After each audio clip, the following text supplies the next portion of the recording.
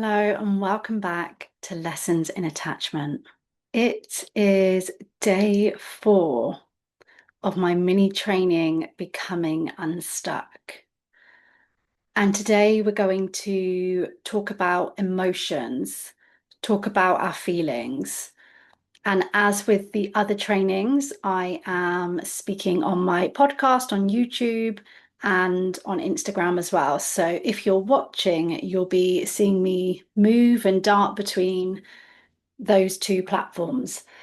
So we're talking about feelings. I am going to share this. So I am someone who primarily works with the idea that when we change how we think or we change our relationship with how we think and our thoughts, and when we change what we do or introduce things that we want to be doing in our lives, so our behaviors and our thoughts, that changes how we feel. When we show up as the person that we desire to be, and when we are able to think in a more balanced and compassionate way, it tends to be that we feel better anyway. So it's not like we always have to directly go in and, do something specific to work on our feelings. What we do and what we don't do and how we think is going to have a natural positive influence here. Okay. Given that we change those areas in a positive or in a balanced way. That said, as part of my course, Stuck to Secure, we do have a section there where we focus on feelings and emotions, because of course, it's not something that we can just overlook.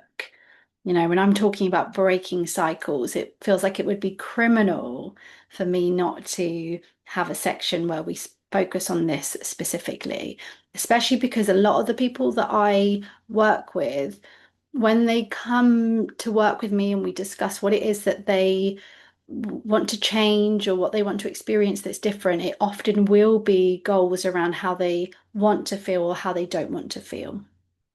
So, of course, it's really important if you want to break cycles in your life. Let's have a bit of reality. Feelings, emotions, they can be really messy, they can be really overwhelming, and they can be extremely at times uncomfortable. Okay. But if you're someone who's finding yourself repeating the same patterns, you're getting hurt in the same kind of situations, you're surrounding yourself with the same people that are creating reactions within you or anxiety, or you're reacting the same way in arguments, if you're overthinking messages and conversations that you have with people, if you're feeling alone, even when you're not, often something is going on with our feelings. And we're often not facing that. So we're coming back to that idea of this is going to require us to be brave. If we want to be able to manage our emotions better and our feelings, we're going to need to be brave and look at what's actually going on when we're experiencing these moments, rather than continuing to just focus on the problem, go on loops around the problem. I would say it's fair to say that most of us haven't been taught how to sit with our emotions. That's something we talk about a lot, right? Especially in the self-help world. You hear people say all the time, we need to sit with our emotions. But what does that mean? You know, we've learned to keep busy. We've learned to take actions and do things when we feel a certain way. When you reach out, when you say yes, when you don't want to say yes, when you overwork yourself, when you are rigid with how you're showing up in your life, when you want to be more flexible, there's usually a feeling under that that we are trying to avoid. But because we do all of these things continuously, we never allow ourselves to feel what needs to be felt. Let me try, and it's not easy always to get a concept on this. So let me try and say it like this. Bring your week to mind, your the previous week, just bring that to mind. And I want you to just ask yourself, what have I been trying not to feel this week? If I look at my behaviors, if I look at the things that I've been doing, I've been saying, how I've been showing up, what am I trying not to feel? Maybe you don't want to feel underappreciated, so you work really hard. Maybe you don't want to feel not good enough, so you're going above and beyond and trying to please everyone. Maybe you don't want to feel lazy, so you've been making sure that you get up at 6 a.m. and do everything in your day in that first hour.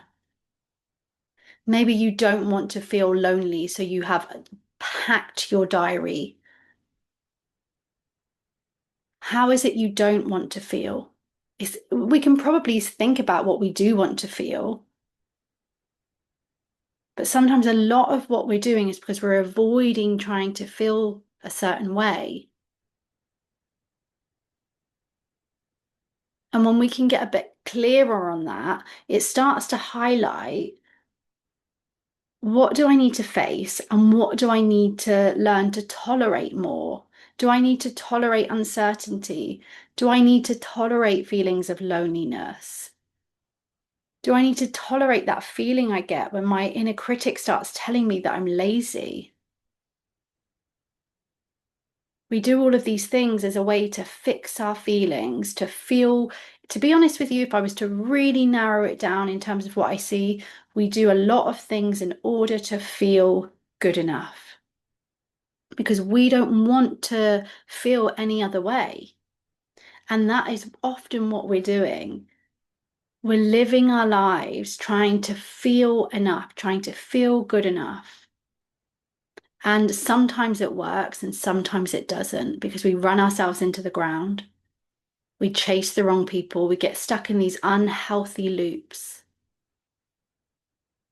Because I guess no one really taught us to pause and contain an emotion or ask ourselves, what is this emotion trying to tell me?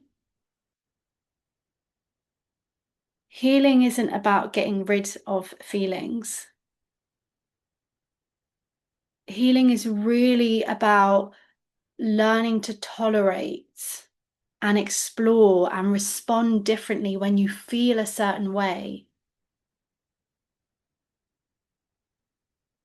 It's about recognizing when your feelings are inaccurate. And that inaccuracy of the guilt that you feel when you don't need to feel guilty, the insecurity you feel when you don't need to feel insecure, when you don't feel good enough, when you feel inferior, when they're not accurate. And yet we do the things anyway because we believe that's how we feel and we don't question it. It goes just feeling, act, feeling of not good enough, feeling of I'm going to be judged, feeling of I'm going to be rejected. And so we act. And so we do the things. And the conversation I've had a lot recently is when we feel like we need a rest. I feel like I need a rest. And we don't recognize that feeling. We barely know what it feels like when we just need rest. I'm not talking about sleep and being really tired and can't physically scroll any longer. I mean, we don't recognize the feeling of rest and slowness. And do you know what happens for a lot of people when they entertain that feeling? Apart from boredom, they start to get impatient, start to tell themselves they're lazy, like the example I gave earlier, start to feel bad, start to think of all the things that they could be doing to feel better. Because God forbid we rest. And that's just one example. When you don't allow yourself to rest, when you don't allow yourself to say no, When you don't allow yourself to be yourself, what are you trying not to feel? And go back and listen to yesterday's training on our thoughts. Because when you add these feelings with our thoughts and they kind of get into this almost perfect dance, that's when we're stuck.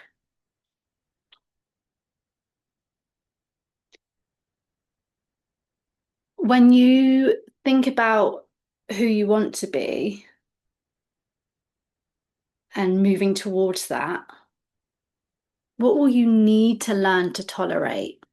If you look at your ideal, what does that version of yourself need to feel? Rest is resistance, resistance of the old patterns. Exactly. So true, Lydia. We I really feel it's very fitting that when we can start to allow ourselves to slow down and to go inwards and look at what we're feeling rather than follow all the stories, rather than try and be perfect, something shifts. Don't need to be less emotional, but we need to be more present with our emotions, more aware of what's really going on inside of you. And there are so many ways that you can begin to do this. You can begin to record your feelings. You can use the emotions wheel. I will give you that on Stuck to Secure, but you can Google it as well. Just Google emotions wheel. Start to get to know different emotions. Start to ask yourself, how do I feel 3 or 4 times a day? When people ask how you are, really answer that question. Use guided somatic experiences to go inwards and explore your emotions. When you get triggered by yourself, ask yourself, what feeling is that triggering? Not to do anything, not to fix anything, not to change anything in that moment, to be curious about what am I feeling in my body. As in emotions. Sensations I'll come to in a couple of trainings' time. Not tomorrow, the day after. So let's not see healing as having to be calm all the time. Let's not see healing as never feeling triggered. It's being able to feel your feelings. Hopefully, when you get triggered, not if, when you get triggered, because you're human, it will be a case of, can I get less triggered rather than it be 10 out of 10? Is it possible that I can get myself to like an 8 out of 10? Because that can make all the difference. Or can I bring my back or can I bring myself back sooner? When I get hijacked by my feelings, can I bring myself back sooner? Hello, hello, hello. What I would say is don't be afraid of your feelings. Don't be afraid of what comes up for you when you're not feeling good enough or when you're feeling lonely. Explore them, be curious about them. Remember that I am running Stuck to Secure and we start on the 1st. What day is that? Is that Thursday or Friday? Friday. And someone asked me yesterday, they've joined the 21-day challenge. You'll get a psychological practical tool each day over 21 days. Now I am using Telegram, so if you've signed up and you're in the Telegram group, I will be putting the tool in there each day. Someone's asked me as well if instead of Telegram, can I email them out? Or they asked if there's another way to have it, and I've suggested email. So if you don't want Telegram for whatever reason, it's up to you, then I will also be emailing the tools out to you each morning UK time as well.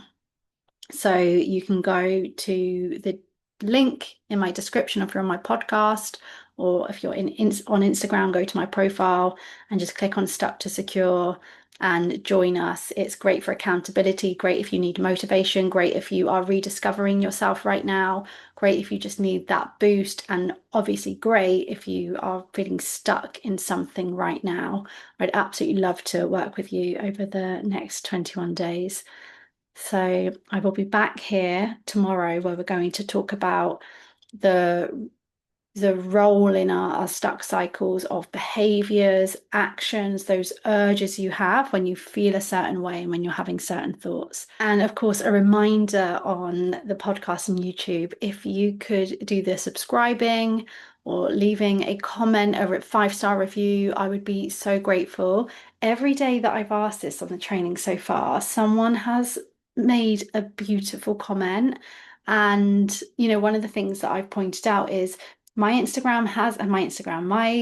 hasn't blown up. It hasn't had those viral moments. And of course, I have those thoughts. Think of the cycle of what's the point? Why do I show up here? And for some reason, this week I decided to share that. And now I have evidence of why I show up here because I've had a few beautiful comments reminding me that you are here watching and that it means something that I share these videos. And I have to remember why I do this, my passion, that inner GPS following my fire. And hopefully that will inspire you to do the same and, move towards who you want to be as well. Even if it's to crickets, even if it's to two people that have three or four of you have commented this week. Brilliant. That's why we're here. Yeah, to make a difference in ourselves. So I'd love it if you could let me know that you're here. And I'd love it if you could leave a 5-star review or a comment. And I will see you back here tomorrow.